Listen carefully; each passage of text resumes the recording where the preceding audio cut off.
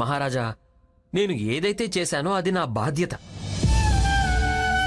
అలాగే నా ఉద్దేశం ఏమిటంటే ఈ పరిస్థితుల్లో నా స్థానంలో ఇంకెవరున్నా వాళ్ళు కూడా ఇలాగే చేసేవారు. అవునా గురుదేవా? సరిగ్గా చెప్పారు రామకృష్ణ పండితుడా, సరిగ్గా చెప్పారు. పురస్కారానికి ఆశపడి ఎవరైనా సరే తన బాధ్యతను మరిచిపోతారా? గురుదేవులు నిజమే చెప్పారు. నేను నా బాధ్యతని నిర్వర్తించినందుకు ఈ విధంగా ఏదైనా పురస్కారాన్ని ఎలా ఇస్తారు మహారాజా? మీరు చాలా సరిగ్గా చెప్పారు పండిత రామకృష్ణ. కానీ మేము పూజనీయులైన అలాగే గౌరవనీయులైన గురువు గారి మాటలని ఎలా కాదనగలము? ఒకవేళ గురువర్యులు మీకు పురస్కారం ఇవ్వాలని చెప్పారంటే ఇచ్చి తీరాల్సిందే గురువర్య. గురుగారు, మీరు అనవసరంగా రామకృష్ణ పండితుల వారిని మీకు అందరికంటే పెద్ద శత్రువు అనుకుంటున్నారు. కానీ అసలు నిజం ఏంటంటే మీకు అందరికంటే పెద్ద శత్రువు స్వయంగా మీరే గురువు గారు. మహారాజా, ప్రతిసారి మీరు నా మాటను విని తీరాల్సిందే అనే అవసరం ఏమీ ఉండదు. లేదు గురువర్య, మీరు చెప్పారు అంటే మరి. లేదు మహారాజా, మీరు ఈసారికి నా మాట వినండి మహారాజా. సరే గురువర్య, మేము మా పెద్దవారి మాటలను గౌరవించడం మీ వద్దనే నేర్చుకున్నాము. ధన్యవాదాలు మహారాజా. అందుకని మేము మీరు అలాగే పండిత రామకృష్ణ చెప్పిన మాటలని అంగీకరిస్తున్నాము. అందుకు మేము ఏమి నిర్ణయించుకున్నామంటే ఈసారి పురస్కారం పండిత రామకృష్ణకి ఇవ్వట్లేదు. ఎవరికిస్తారు? ఈసారి పురస్కారాన్ని గురువర్య మేము మా ప్రియపుత్రుడైన భాస్కర్కి ఇస్తాము.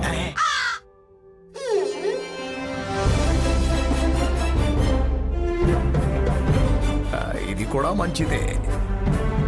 చూసారా చూసారా, నేను రామకృష్ణ పండితుడి ముందున్నటువంటి ఉపాహారాల పళ్ళాన్ని లాగేసుకుని తన చిన్న పుత్రుడైన చిన్న రామ కోసం చిన్న ఉపాహారం ఇప్పిస్తున్నాను. ఇప్పుడు తనకి ఏమిస్తారు? వస్త్రాలు, లేకపోతే ఏమైనా బొమ్మలు. ఇంకే ఇస్తారే? ఏమైనా అన్నారా గురువర్య? లేదు మహారాజా, నేనేమి అనడం లేదు. నేను కేవలం ఆలోచిస్తున్నాను. నేను ఏం ఆలోచిస్తున్నానంటే, చిన్న రామ కోసం మీరు చిన్న చిన్న బొమ్మలను ఇవ్వడం అన్నారు కదా, ఇది చాలా అద్భుతమైన సరైన ఆలోచన మహారాజా. కానీ గురువర్య, మేము అసలు నిర్ణయమే తీసుకోకపోతే అది సరైనది ఎలా అవుతుంది? నిర్ణయమే తీసుకోలేదా? కానీ ఈ శుభకార్యాన్ని గురువర్య మేము మీ చేతులతో చేయించాలనుకుంటున్నాము. ఏ శుభకార్యం మహారాజా? గురువర్యల కోసము ఒక కలము అలాగే ఒక రాతపత్రాన్ని ఇవ్వండి. నేను సామాన్ల సూచీపత్రాన్ని సిద్ధం చేయాలా? లేదు గురువర్య, ఆహ్వానాన్ని పంపించాలి. ఆదేశించండి మహారాజా. ఎవరికి ఆహ్వానం పంపించాలి? భాస్కర్కి రాయండి. మేము మీ అద్భుతమైన సహాయానికి ఎంతో ప్రసన్నులమయ్యాము, అందుకే మిమ్మల్ని పురస్కరించాలనుకుంటున్నాము. అలాగే మిమ్మల్ని గౌరవించాలనుకుంటున్నాము, అందుకని మీరు స్వయంగా రాజదర్బారుకి తప్పక విచ్చేయాలి. మహారాజా, కానీ మహారాజా ఇదైతే 5 ఏళ్ల తర్వాతే సాధ్యం అవుతుంది. మంత్రివర్య, మీరు ఒక పని చెయ్యండి. మీరే స్వయంగా వెళ్ళండి, అలాగే భాస్కర్ని వెంటనే తీసుకురండి. అలాగే మీరు రాజదర్బారులో ఒక త్రాసుని సిద్ధం చేయించండి. తమరి ఆజ్ఞ మహారాజా. రాజదర్బార్లో ఏం తూకం వేయబోతున్నారు?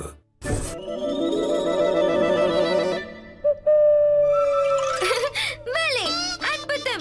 ఇవాళ మళ్ళీ దర్బారుకి పిలిపించారు. నేను పుట్టిన దగ్గర నుండి ఇంట్లో తక్కువ, దర్బార్లో ఎక్కువ ఉంటున్నాను. గురువుగారు, దర్బారులోకి ఈ త్రాసుని ఎందుకు తెప్పించారు గురువుగారు? ఎక్కడో ఏదో తేడా ఉందనిపిస్తోంది. ఎక్కడో తేడా ఉండడం కాదు, మొత్తం అంతా తేడానే. ఏంటి?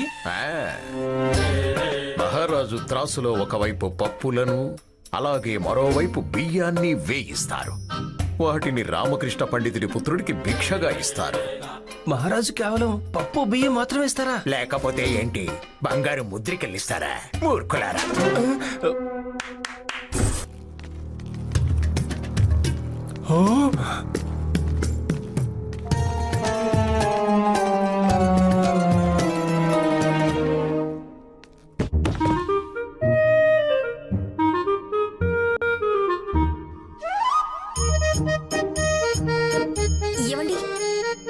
మహారాజు గారు ఏమిస్తారు?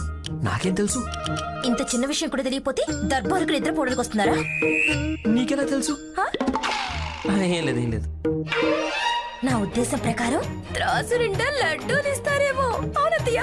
ఇదిగో ఇలా చూడమ్మా, ఎప్పుడు కడుపుతో మాత్రమే కాకుండా అప్పుడప్పుడు బుర్రతో కూడా ఆలోచించు. లేదు మహారాజా, లడ్డూలు వద్దు.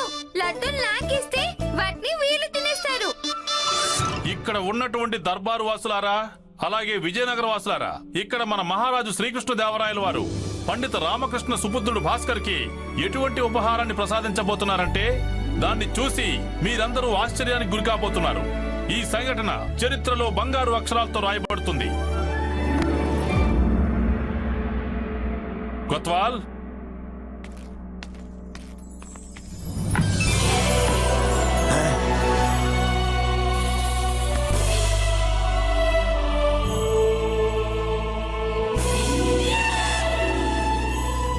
మీ అందరికీ తెలిసిన విషయమే, రేపటి నుంచి మన విజయనగర సామ్రాజ్యంలో ఈ కొత్త బంగారు నాణాల ఉపయోగం ప్రారంభం కాబోతోంది.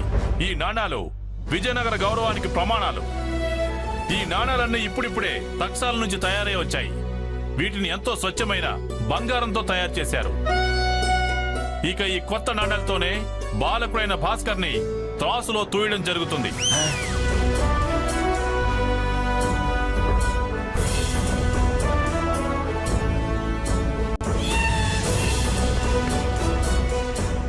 ఇవాళ పాలెందుకు తాగించలేదు? కడుపు నింపి తీసుకురావాల్సింది కదా.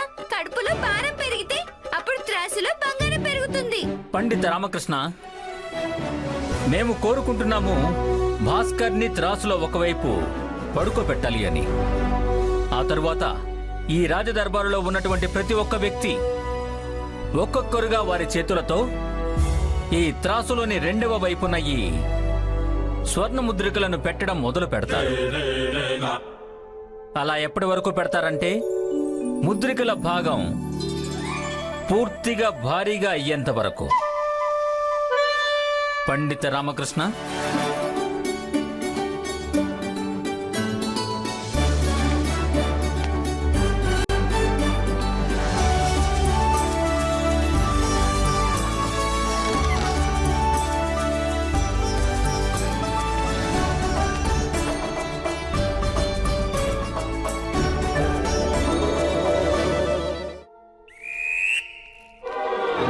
చెప్పండి గురువుగారు.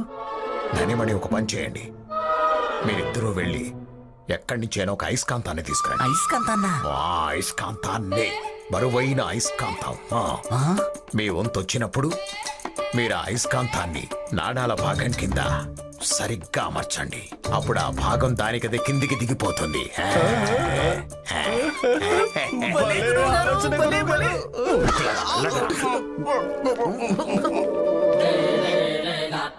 మేము కోరుకుంటున్నాము మా మహారాణులు ప్రారంభించాలని. అలాగే మహారాజా.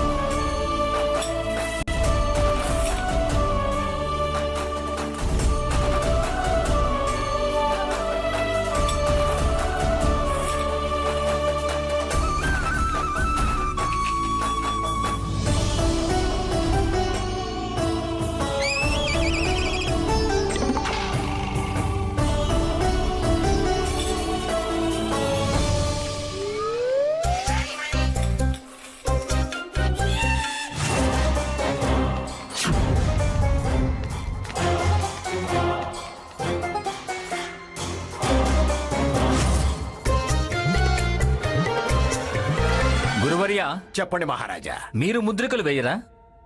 లేదు మహారాజా, అవును అవును మహారాజా, వేస్తాను.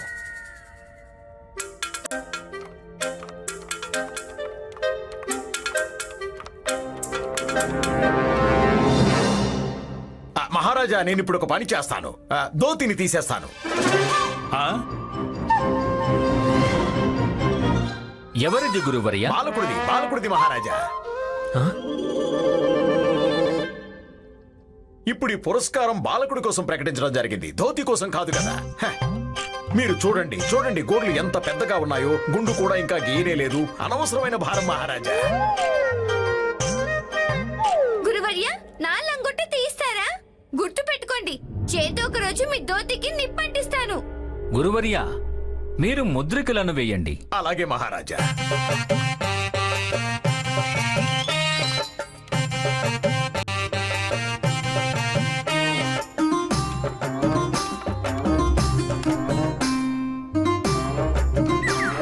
గురువర్య, చెప్పండి మహారాజా. కేవలం ఒక్క ముద్రిక.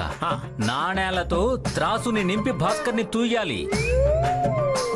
ఒక్క నాణ్యంతో ఏమవుతుంది? అలాగే మహారాజా.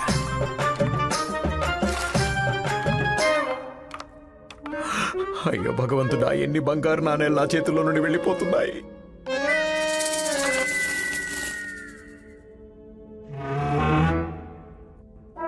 త్రాసు బరువు. మహారాజా, ఏ భాగంలో అయితే బాలకుడున్నాడో ఆ భాగంలో వాయు ఒత్తిడి ఎక్కువగా ఉందని నాకు అనిపిస్తోంది.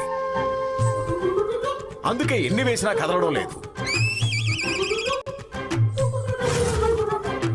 మహారాజా, చూడ్డానికి ఈ బాలకుడి ఆకారం నా చెవుల కంటే చాలా చిన్నది, కానీ భారం నాకంటే అధికంగా ఉన్నట్టుంది. అసలు ఈ త్రాసు ఎందుకు కదలడం లేదు? గురువర్య, ఇంత చిన్నవాడిని కానీ మీకే బరువు అనిపిస్తున్నాను. ఆలోచించండి, నేను పెద్దవాడిని అయితే మీకు ఇంకా ఎంత భారంగా మారుతాను. మహారాజా, ఈ త్రాసు సరిగ్గా లేదు. గురుదేవా, త్రాసు సరిగ్గానే ఉంది. ఈ వైపు భాగాన్ని నాణేల బరువుతో కాదు, భావనల బరువుతోనే తూయడం జరుగుతుంది.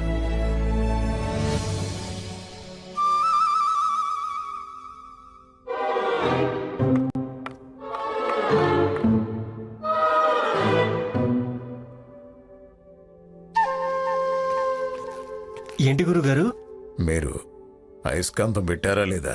అవును గురువు గారు, మీ ధని మీ మాట ప్రకారం అయస్కాంతాన్ని పెట్టాడు. ఎక్కడ పెట్టారు? అదిగో అక్కడ భాస్కర్ భాగానికి.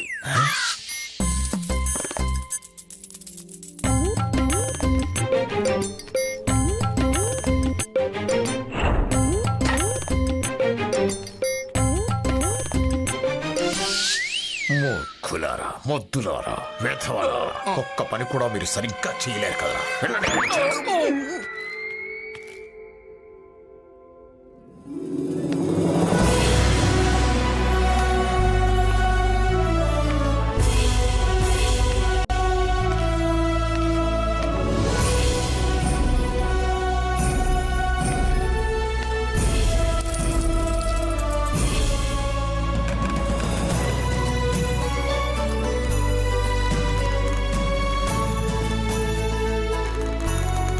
మహారాజు శ్రీకృష్ణదేవరాయల వారికి, మహారాజు శ్రీకృష్ణదేవరాయల వారికి, మహారాజు శ్రీకృష్ణదేవరాయల వారికి.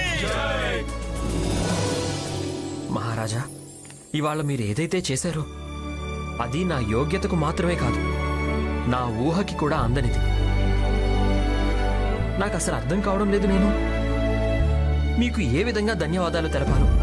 పండిత రామకృష్ణ, మీకు ధన్యవాదాలు చెప్పాల్సిన అవసరం ఏమాత్రం లేదు.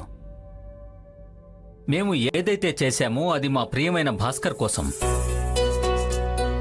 ఎందుకంటే మేము కేవలం ఒకటే కోరుకుంటున్నాము, భాస్కర్కి ఎప్పుడూ ఎటువంటి వస్తువు విషయంలో ఏ లోటు రాకూడదు అని. తమ రాజ్ఞ మహారాజా. నిన్నటి వరకు నేను దర్బారుకి వచ్చినప్పుడు అందరి ప్రేమను పొందిన తర్వాత నాకు అందరూ నా వాళ్ళు అనిపించేది. కానీ ఇవాళ ఇంత పురస్కారాన్ని పొంది ఈ దర్బారు నాకు సొంతమని అనిపిస్తోంది. అయ్యా, చూస్తుంటే నాకెందుకు నా హృదయం కాస్త వేగంగా కొట్టుకుంటున్నట్టుంది. ఇప్పుడు దీనిని కేవలం సౌదామిని మాత్రమే నియంత్రించగలదు. తన భక్తితోనే నాకు విశ్రాంతి లభిస్తుంది. ఇవాళ నన్ను చూస్తారు. అయ్యో అయ్యో సౌదామిని, ఏంటిది? రా, రా, రా. లేదు లేదు, అరే, అరే, నేను దీని అరే, నుండి దిగను. ఏంటిది? అరే నువ్వు దిగవా? లేదు లేదు, సరే అయితే నేను వెళ్ళి రెండో భాగంలో కూర్చుంటా. వద్దు. ఈ రెండో భాగం బంగారం కోసం, బొగ్గు కోసం కాదు. హా. ఎందుకు ఇలా మాట్లాడుతున్నావు సౌదామిని? ఎవరైనా త్రాసులోని ఒక భాగంలో బంగారాన్ని ఎందుకు దాస్తారు? దాచలేరు, కానీ బంగారంతో నన్ను తూచే అవకాశం ఉంటుంది కదా. అదే మన మహారాజు గారు ఆ చిన్న రామాని తూచారు కదా బంగారంతో. ఓ, నీకు కూడా తెలిసిపోయిందా? విజయనగరంలో అందరికీ తెలిసిపోయింది. అలాగా? సౌదామిని, నీకు తెలుసా అది మహారాజు ఎందుకు చేశారంటే మహారాజు గారికి ఆ సలహాని నేనే ఇచ్చాను. అలాగా? ఎంతైనా నా హృదయం అలాంటిది మరి. అందరికీ మంచి చేసి చేసి కరిగిపోతూ ఉంటుంది. అయితే నాకు కూడా కొంచెం మంచి చేసేయండి. నేను ఇప్పటికే రాసులో కూర్చునున్నాను. ఇక ఇప్పుడు మీరు నన్ను బంగారంతో తూచేయండి. సౌదామిని, నువ్వు నా ప్రేమను కొన్ని మెరిసే బంగారు నాణేలతో పోలుస్తున్నావా? ఏ నాణేల వెంట నువ్వు పడుతున్నావో అదంతా ఒక మాయ. ఒకవేళ నువ్వు పడాలి అనుకుంటే అప్పుడు ప్రేమ వెంట పడు. ప్రేమ. అలాగా? ప్రేమ వెనుక పడాలి, తర్వాత అడవుల్లో ఒక లేడీలాగా తిరుగుతూ ఉండాలి. నాకు ముందే తెలుసు పొరపాటును కూడా నాకేది దక్కదని. ఇలా చూడండి, మీరు గనుక నన్ను నాణేలతో తూచితే అప్పుడే లభిస్తుంది ఈ సౌదామిని దర్శనం. నీ ద్వారం వద్ద ఉన్నాడి జోగి, నీ ప్రేమలో పడి అయ్యాడు రోగి. నీ ద్వారం వద్ద ఉన్నా ద్వారం అక్కడుంది, వెళ్ళిపోండి. ఇలా చూడండి, మళ్ళీ మీరు ఈ ద్వారం వద్దకు ఎప్పుడొస్తారంటే ఎప్పుడైతే మీ చేతులు నాణాల శబ్దంతో నా తలుపుల్ని ఎప్పుడైతే కొడతాయో అప్పుడు. లేదంటే ఈ ద్వారం వద్దకు ఎప్పటికీ రాకండి. సౌదామిని, వెళ్ళిపోండి.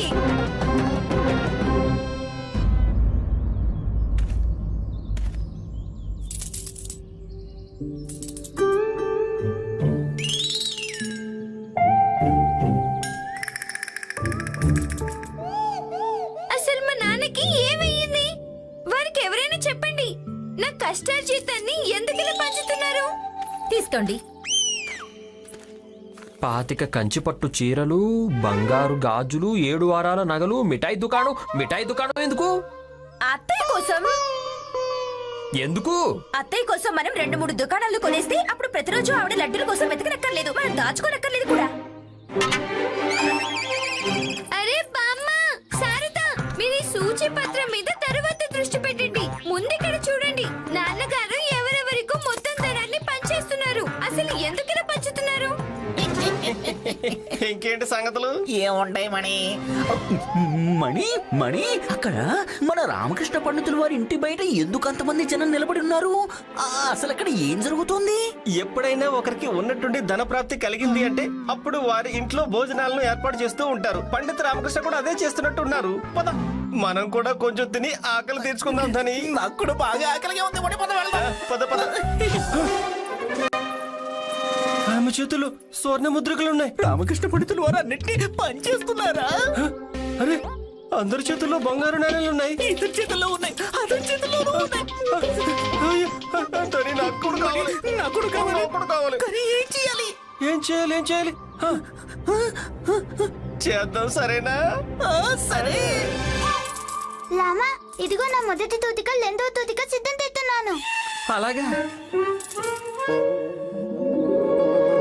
ఇదిగో ఏవండి, నేనేమంటున్నానంటే భగవంతుడు మనకి ఇంత ధనాన్ని ఇచ్చాడు కాబట్టి ఇప్పుడు మనం ఆ ధనాన్ని గౌరవించడం కూడా చాలా అవసరం. ధనానికి కూడా అనిపించాలి కదా అసలు ఎంత గొప్ప ధనవంతుడి చేతికి చిక్కింది అని. నేనేమనుకుంటున్నానంటే మనం ఒక పెద్ద భవనాన్ని కొనుక్కోవాలి. అది కూడా బజారుకి దగ్గరలో. అత్తయ్యా, బజారుకి దగ్గరలో కాదు, అక్కడ శబ్దాలు ఎక్కువగా వినిపిస్తాయి. మనం మన భవనాన్ని కోట దగ్గరలో కొనుక్కోవాలి. అలాగే 7 పల్లకీలు కూడా. 7 పల్లకీలు ఎందుకు? వారానికి 7 రోజులు కాబట్టి రోజుకొక పల్లకీ చొప్పున 7 పల్లకీలు. ఓహో, చూడండి, ఆకాశంలో ఎగరడానికి అనుమతి ఎవరికుంటుందో మీ ఇద్దరికి తెలుసా? భగవంతుడు రెక్కలు ఎవరికిస్తే వారికి మాత్రమే.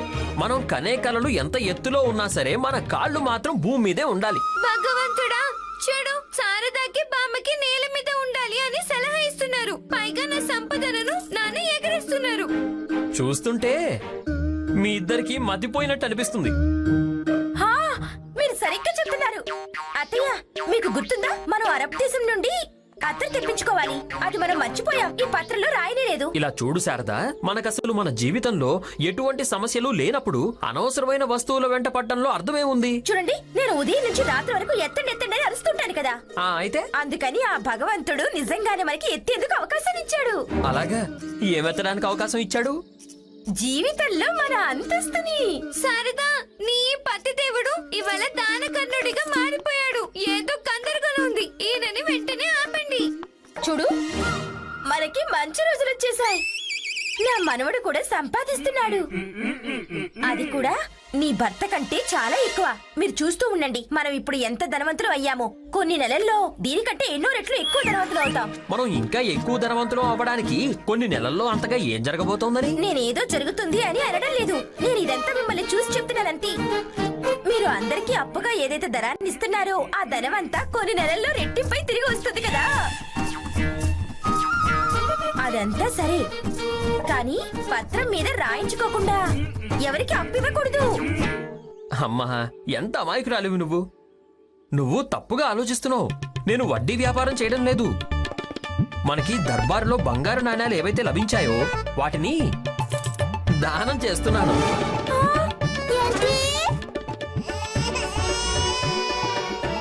ఇప్పుడు నా వద్ద ఇంకొన్ని నాణ్యాలే మిగిలాయమ్మా. వాటిని కూడా దానం చేసేస్తాను.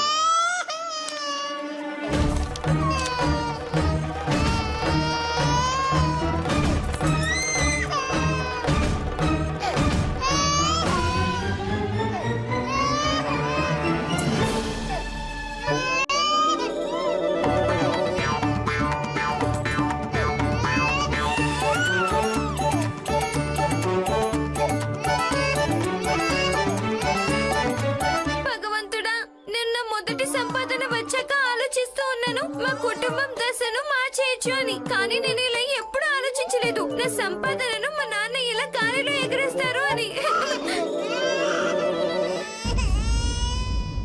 27 28 తాతాచార్య తాతాచార్య తాతాచార్య తాతాచార్య తాతాచార్య తాతాచార్య. ఓ, మా దగ్గర నువ్వేం దాస్తున్నావు? దాచడానికి వీరి వద్ద ఏముందని? వీరేమైనా ధనవంతులా? ఏముంది దాచడానికి? సరిగ్గా చెప్పావు మణి. వీరి దగ్గర దాచిపెట్టడానికి వారి తల, అలాగే దాచుకోవడానికి ఈ ఇల్లు మాత్రమే ఉంది. కానీ మేమిద్దరం మీకు సహాయం చేయగలం. వెళ్ళి చేతులు కడుక్కొని రండి. ఆ తర్వాత సహాయం గురించి మాట్లాడండి. సహాయం చేస్తారట. చూడు తాతాచార్య, తాతాచార్య, హ? నా పేరు ఉచ్చరించడానికి మీకు ఎంత ధైర్యం? వద్దు, మానే, వధించడం మానేసే. అన్నిటికన్నా ముందు నువ్వు మా కోసం భోజనాన్ని సిద్ధం చేయించు. ఏంటలా మాట్లాడుతున్నావు? ఎంతటి దుస్సాహసం! మర్యాదగా మాట్లాడండి. సరే సరే, మర్యాదతో మా కోసం మజ్జిగ తీసుకొనిరా. మజ్జిగ. ఆ, ఇక్కడ మజ్జిగ మా నోట్లోకి వెళ్ళగానే ఒక బంగారు నాణాన్ని నీ మొహాన కొడతాము. అలాగా? ఇలా రా. వెళ్ళు.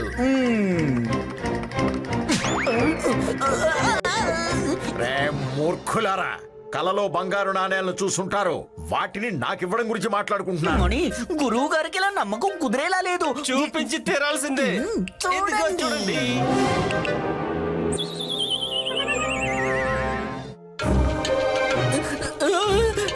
దొంగతనం చేశారా?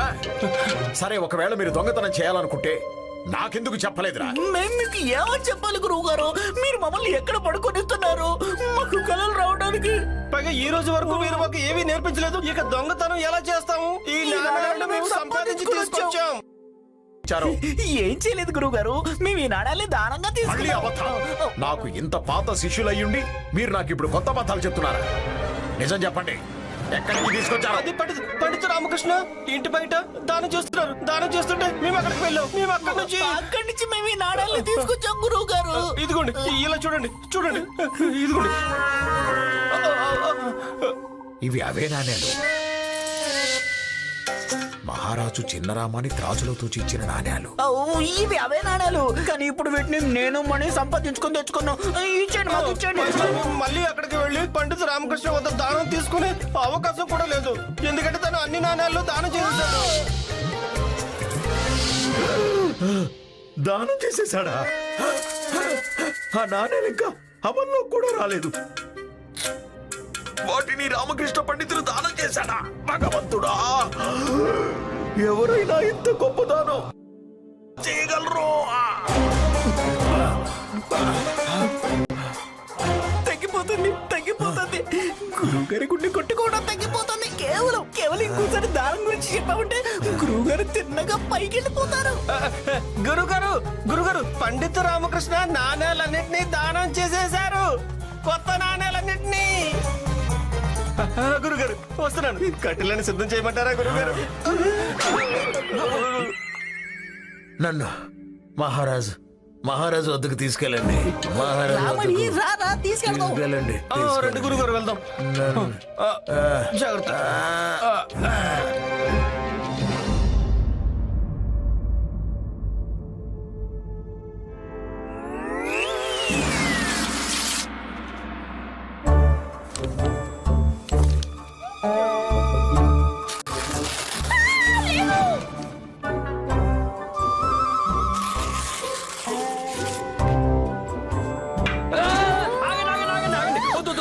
వద్దు. మీరందరూ ఇప్పుడు ఎక్కడైతే నిలబడ్డారో అక్కడే ఉండండి. నేను చెప్పేది వినండి, సరేనా? నువ్వు గంటల చెప్పుడు మాత్రమే విను. ఆగండి, శాంతించండి. నేను చెప్పేది వినండి. కూర్చోండి, ముందు కూర్చోండి. అమ్మా, నేను చెప్పేది విను. ఏ మనిషికైనా తన అవసరాలకి మించి ఎక్కువ ధనం ఉంటే అప్పుడు తనకి మెదడు పనిచేయడం మానేస్తుంది. ఎందుకంటే ధనం ఎప్పుడూ ఒంటరిగా రాదమ్మా, దానితో పాటు దురాశని కూడా తీసుకొని వస్తుంది. దురాశ జన్మించిన వెంటనే మనిషికి అన్నిటికంటే ముఖ్యమైనదేంటి? సంతోషమే కదా, దాన్ని బలి తీసుకుంటుంది. ఇక ఎప్పటికీ మనిషికి తన ఇంట్లో ఒక గది, తన ఇనప పెట్టెలో ఒక బంగారు ముద్రిక తక్కువ ఉన్నట్టే కనిపిస్తాయి. తర్వాత తన జీవితానికి ఉన్న అర్థం వ్యర్థం అయిపోతుంది. ఇదంతా నా బాధ్యతే కదమ్మా. నేను ఉన్నంత వరకు మనలో ఎవరికీ కూడాను ఇలాంటి పరిస్థితి రాకుండా చూసుకోవాలి. అమ్మవారి దయ వల్ల అవసరం మేరకు మన వద్ద అన్నీ ఉన్నాయి కదా, ఏం లేవు చెప్పండి. అందుకనే నేను మహారాజు గారిచ్చిన ధనాన్ని దానం చేసేశాను. భగవంతుడా, నువ్వెంత పని చేసావు! నేను ఇందాక అరుస్తున్నప్పుడు నీ చెవులకు అసలు కొంచెం కూడా వినిపించలేదు, కానీ ఇప్పుడు అంతా అయిపోయాక ఇప్పుడు నువ్వు ఏడుస్తున్నావు. మాత్రం లాభం ఉండదు. మహారాజా, గురువర్యా, ఎవరైనా ఇంత దానం ఎలా ఇవ్వగలరు మహారాజా? అదైతే మేము మీరు చెప్పినందుకే చేశాము కదా మహారాజా. నేను మీ గురించి మాట్లాడడం లేదు. మీరసలు ఎందుకు మాట్లాడుతున్నారు?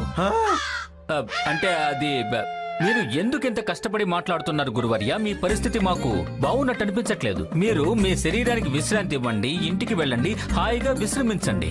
మహారాజా, రామకృష్ణ పండితుడు దానం చేసేశాడు. గురువర్య, దర్బారు బయట పండిత రామకృష్ణకి కూడా ఒక వ్యక్తిగత జీవితం ఉంది. అక్కడ వారు ఏం చేస్తున్నారు, ఎవరికి దానం ఇస్తున్నారు, ఎవరి వద్ద తీసుకుంటున్నారో మనకి చింతించాల్సిన అవసరం ఏమాత్రం లేదు.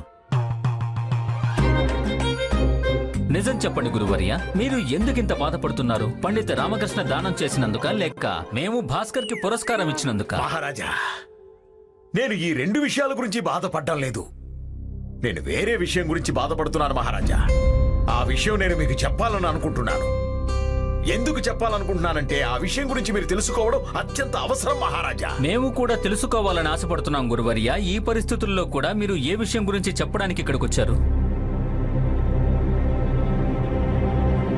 ఇదిగోండి మహారాజా. ఏంటది గురువర్య? ఇవి నాణేలు మహారాజా. మీరు రామకృష్ణ పండితుడికి ఇచ్చిన నాణేలు మహారాజా. తన పుత్రుడు చిన్నరామాను త్రాసులో తూచి ఇచ్చినవి. కానీ గురువర్య, ఈ నాణేలు మీ దగ్గరికి ఎలా వచ్చాయి? ప్రజలకు కూడా వీటి ఉపయోగం రేపటి నుండి జరుగుతుంది. మహారాజా, ఇవి మామూలు నాణ్యాలు కాదు. ఇవి మీ వంశం యొక్క పరంపర మహారాజా. విజయనగరం గౌరవానికి సంబంధించినవి. ఇవి బంగారంతో చేయబడ్డాయి మహారాజా. కానీ ఇందులో స్వచ్ఛమైన బంగారం కంటే స్వచ్ఛమైన మీ భావోద్వేగాలున్నాయి. వాటిని రామకృష్ణ పండితుడు దానం చేసేశాడు. ఇలా ఎగరేసి ఎగరేసి గాల్లోకి ఎగరేసి మరీ దానం చేసేశాడు. తీసుకెళ్ళండి, తీసుకెళ్ళండి. ఏమంటున్నారు గురువర్య? నేను చెప్పేది నిజం మహారాజా. ఈ బాధాకరమైన, ఈ అవమానకరమైన సంఘటన జరిగినప్పుడు నా శిష్యులిద్దరూ అక్కడే ఉన్నారు మహారాజా. నా శిష్యులు నేల మీద పడినటువంటి నాణేలను కాపాడి తీసుకొచ్చి నాకిచ్చారు. మహారాజా, రామకృష్ణ పండితుడు అలా ఎలా చెయ్యగలడు? దాని గురించి ఆలోచించి ఆలోచించి నేను ఈ స్థితికి వచ్చేశాను. ఇప్పుడు మీకు చెప్పాక కాస్త పర్వాలేదనిపిస్తోంది. అవును మహారాజా, నేను ఈ భావోద్వేగాలను మీకు తిరిగి ఇవ్వడం కోసం వచ్చాను. ఎవరినైనా పిలిచి మీరు వీటిని రాజ ఖజానాలో జమ చేయించండి. అంతేకాదు మహారాజా, నా ఉద్దేశం ప్రకారం గురువర్య, మీరు చెప్పింది మేము విన్నాము, మాకు అర్థమైంది కూడా. కానీ మాకు ఒక విషయం అర్థం కావడం లేదు. పండిత రామకృష్ణలో ఇంత అహంకారం, ఇంత పొగరు ఎలా వచ్చాయి? మేము వారికిచ్చిన బహుమానం మా భావోద్వేగాలను ఇలా, ఇంత నమ్మకస్తుడు ఇలా చేశాడంటే మేము నమ్మలేకపోతున్నాం. మహారాజా, ఈ నిజం గురించి వివరణ అయితే రామకృష్ణ పండితుడు మాత్రమే మీకు ఇవ్వగలడు. కానీ మహారాజా, ఇంతకంటే దారుణం ఇంకే ఉంటుంది. మీ ద్వారా తయారైనటువంటి బంగారు నాణేలు మీ చేతిలోనే ఉన్నాయి. ఇప్పుడు ఇంతకంటే పెద్ద సాక్ష్యం ఇంకే ఉంటుంది?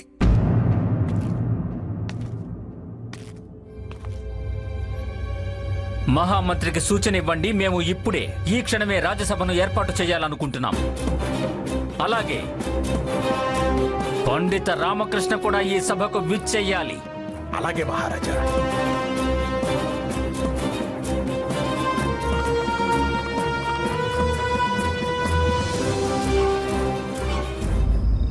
మంత్రి గారు, మహారాజు గారు ఇంత రాత్రిపూట సభ ఎందుకు ఏర్పాటు చేసినట్టు? నాకు కూడా తెలియదు పండిత రామకృష్ణ. నేనే స్వయంగా మిమ్మల్ని ఈ ప్రశ్న అడగాలనుకుంటున్నాను.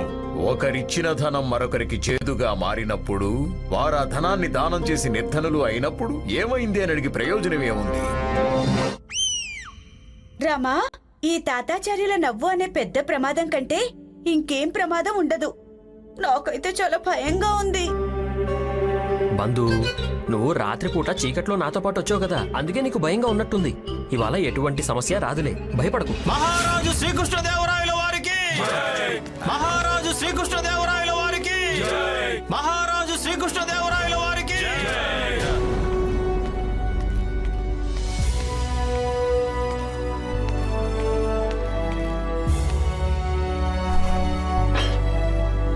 ప్రణామాలు మహారాజా. ఏమైంది? మహారాజా, రామకృష్ణ పండితుణ్ణి. అలాగే పండిత రామకృష్ణ, మీరు మాకు చెప్పండి, మేము మీకు ఏమి ఇవ్వలేదు. మేము మీకు గౌరవం ఇచ్చాము, ఇల్లు ఇచ్చాము. అవును మహారాజా. మా రాజదర్బారులో పదవిని ఇచ్చాము. ఇంకా చెప్పాలంటే మేము మీ పుత్రుడికి మా హృదయంలో స్థానం కూడా ఇచ్చాము. అవును మహారాజా. అందుకని మేము ఇవాళ మిమ్మల్ని ఒకటి అడగాలనుకుంటున్నాము. మహారాజా, విజయనగరంలో నాకేదైతే ఉందో అదంతా మీరిచ్చిందే కదా, మరి అలాంటప్పుడు నేను మీకేమి ఇవ్వగలను? దానం. మేము మీ నుండి దానాన్ని ఆశిస్తున్నాము పండిత రామకృష్ణ. క్షమించాలి మహారాజా, మీరు ఖచ్చితంగా నాతో ఉపహాసం చేస్తున్నారు. విచిత్రంగా ఉంది. మీరు మాకు నమ్మక ద్రోహం చేయగలరు, అలాంటిది మేము మీ పట్ల ఉపహాసం కూడా చేయకూడదా రామకృష్ణ?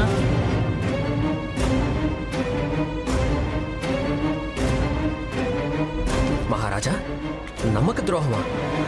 నేను మీకేం నమ్మక ద్రోహం చేశాను? దాని గురించి వదిలేయండి పండిత రామకృష్ణ. ముందు ఇది చెప్పండి, మేము ఏదైతే అడుగుతామో అది మాకు ఇస్తారా లేదా? అలాగే మహారాజా, తప్పకుండా ఇస్తాను. అద్భుతం. అయితే మేము భాస్కర్ని తూచి మీకు ఏవైతే స్వర్ణ ముద్రికలను ఇచ్చామో వాటిని మాకు తిరిగిచ్చేయండి.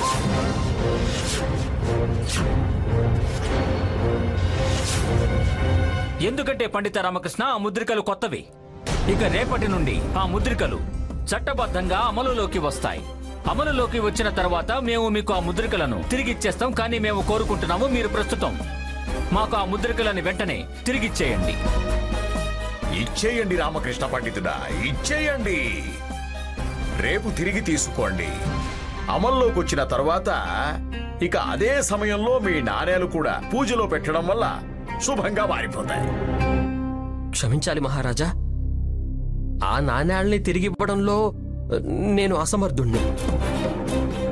అసమర్థుల పండిత రామకృష్ణ, మీరు ఎలా మాట్లాడుతున్నారంటే కొన్ని ఘడియల్లోనే మీరు ఆ నాణేలని ఖర్చు చేసేసినట్లు. ఖర్చు చేయలేదు మహారాజా, దానం చేశాను. దానం చేశారా పండిత రామకృష్ణ? దానం చేసే ముందు మీకు ఈ విషయం అయితే తెలియాలి కదా. మనం ఏ వస్తువులను దానం చేయాలంటే వాటి మీద మనకి అధికారం ఉన్నప్పుడే. అవును మహారాజా. మరైతే మీకు ఈ అధికారాన్ని ఎవరిచ్చారు పండిత రామకృష్ణ? ఏ స్వర్ణ ముద్రికలనైతే మేము భాస్కర్ కి బహుమానంగా ఇచ్చామో దానిని మీరు ఎలా దానంగా ఇవ్వగలరు? మహారాజా, దానం చెయ్యాలనే నా ఆలోచన మిమ్మల్ని ఖచ్చితంగా బాధ పెట్టాలని మాత్రం కాదు. నా వల్ల అనుకోకుండా పొరపాటు జరిగిపోయింది మహారాజా. ప్రస్తుతం దీని గురించి వివరణ ఇవ్వడానికి కూడా నా దగ్గర ఏమీ లేదు. మిమ్మల్ని క్షమాపణ మాత్రమే అడగలను. రామకృష్ణ పండితుడా, మీరు చేసినది పొరపాటు కాదు, రాజకీయ మర్యాదను ఉల్లంఘించడం. ఇక ఈ క్షమాపణకి అర్థమేముండదు. కానీ గురువర్య, నేను ఏమంటున్నానంటే మహామంత్రి గారు, గురువర్యులు చెప్పింది నిజమే.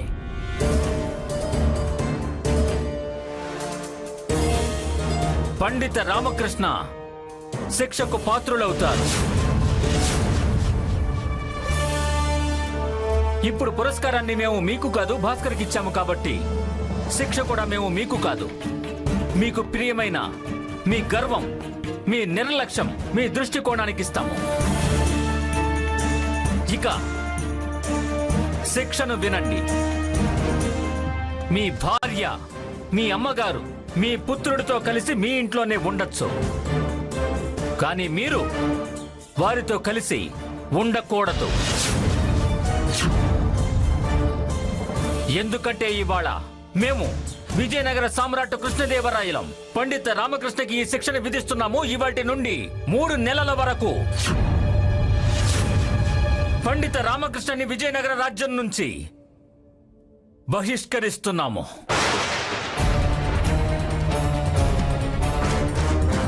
ఏమిటి? మహారాజా, మేము చెప్పడం ఇంకా పూర్తి కాలేదు పండిత రామకృష్ణ. మౌనంగా ఉండండి. శిక్షణ పూర్తిగా వినండి. ఇవాల్టి నుండి 3 నెలల వరకు మీరు విజయనగర రాజ్యంలో కనిపించకూడదు, మీ స్వరం వినిపించకూడదు. ఏమిటి?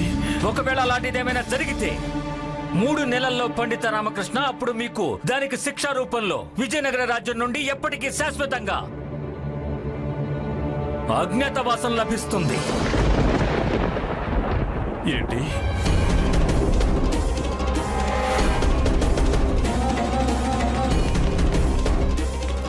మహారాజా, మహారాజా, నేనేం చెప్పాలనుకుంటున్నానంటే మహారాజా,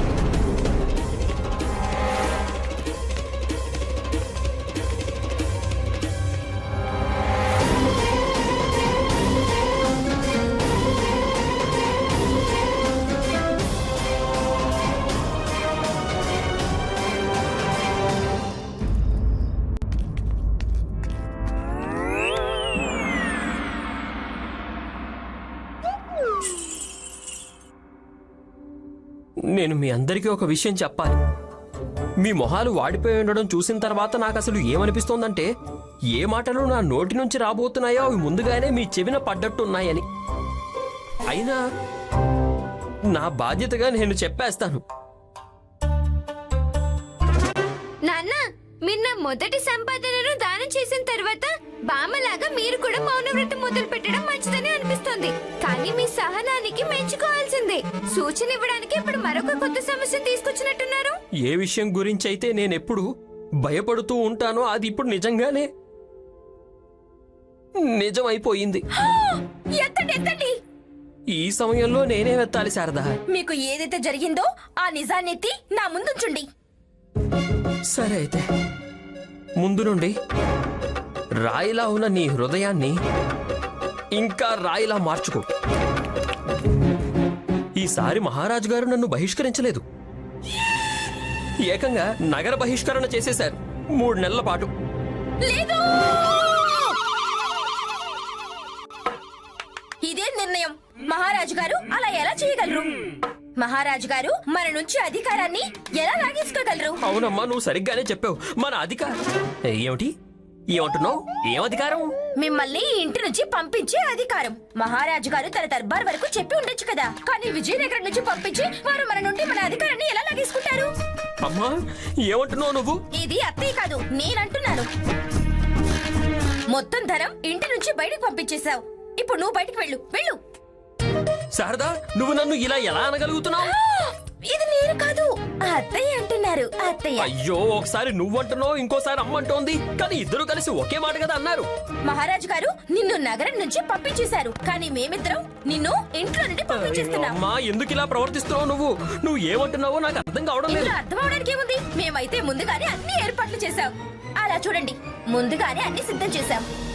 ఏమిటిదంతా? శారదా, నువ్వు నా పట్ల ఈ విధంగా ఎలా ప్రవర్తించగలవు? ఆ మూటలు నేను నా చేతులతో కట్టాను, కానీ ఆదేశం మా అత్తయ్య ఇచ్చారు. అయ్యో అమ్మా, ఏమిటిది? ఒక్కసారైనా ఆలోచించావా? నేను లేకుండా ఎలా ఉంటావు నువ్వు? నా గురించి కాకపోయినా కనీసం మీ గురించైనా ఆలోచించుకోండి. ఆలోచిస్తే ఆ వ్యక్తి తన నిర్ణయాన్ని మార్చుకోవచ్చు కదా. అందుకని మేము ఒక్క నిమిషం కూడా ఆలోచించలేదు, తిన్నగా నిర్ణయం తీసుకున్నాం. లామా, నువ్వు కంగారు పడకు, నేనున్నా కదా. నేను చూడటానికి తిన్నవాణ్ణి, కానీ ఎంత పెద్దవాడినంటే నేను ఇదంతా ఏదో ఒక లోత పూర్తిగా పలికెళ్తాను. అలాగా? చాలా సంతోషం గుండప్ప. కానీ అమ్మా, నేను చెప్పేది విను. నేను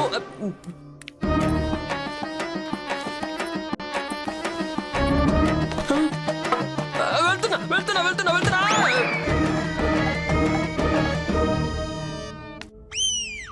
రామా, నీ తలరాతే తలరాత. దేవుడిచ్చాడంటే ఏకంగా బూరెల గంపలో పడుతున్నావు, కానీ తీసుకునేటప్పుడు మాత్రం బూరెలతో పాటు చివరికి గంప కూడా లేకుండా చేస్తున్నాడు. అవును బంధు, ఎంత విచిత్రమైన గడియల్లో పుట్టానో ఏంటో. అసలు ఏం జరుగుతుందో ఏం అర్థం కాదు.